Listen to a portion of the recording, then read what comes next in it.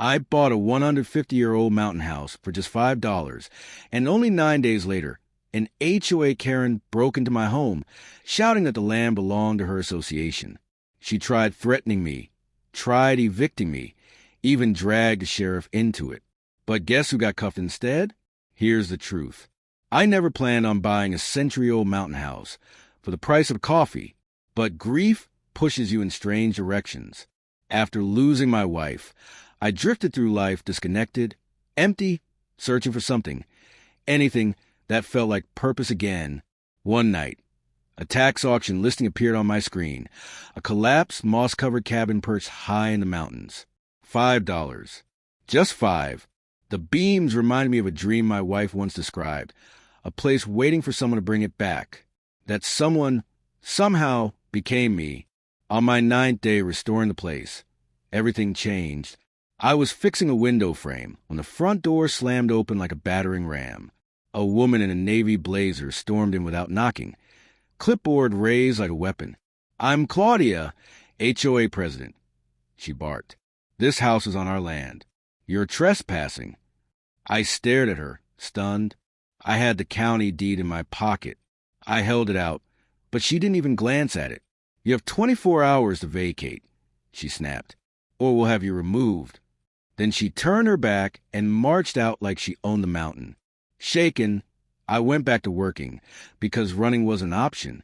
While exploring the root cellar, my flashlight caught something wedged between two stones, a rusted tin box wrapped in decayed cloth. Inside lay papers so old they looked fossilized. At the top, Federal Land Patent, 1875. Signed, sealed, perfectly preserved. A document stronger than any HOA covenant on earth. It hit me instantly. Claudia wasn't just wrong. She was powerless. This land wasn't hers.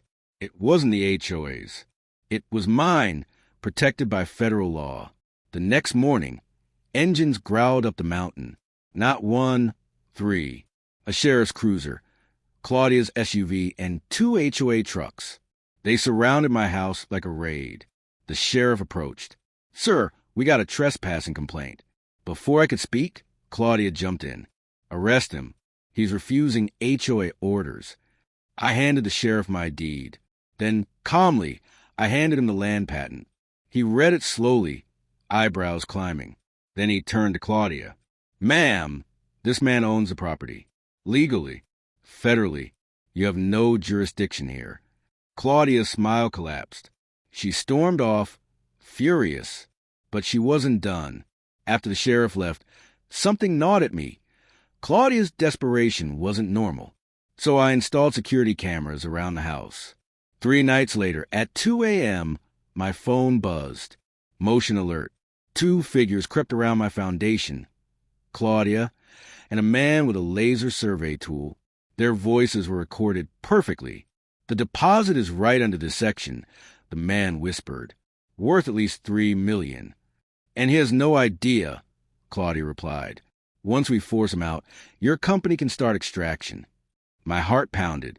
This whole HOA drama wasn't about rules. It was about millions buried under my land. I sent the footage to an attorney. And when the HOA held their emergency meeting, I walked in and played it on the projector. The room erupted. Board members turned on Claudia instantly. But the real ending came days later, when the sheriff and federal agents arrived at her door. Fraud, trespassing, conspiracy.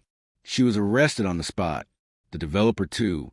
As for me, I finished restoring the old house, finally breathing peace into the promise I once made. A $5 home, a century of history, and justice that echoed through every beam.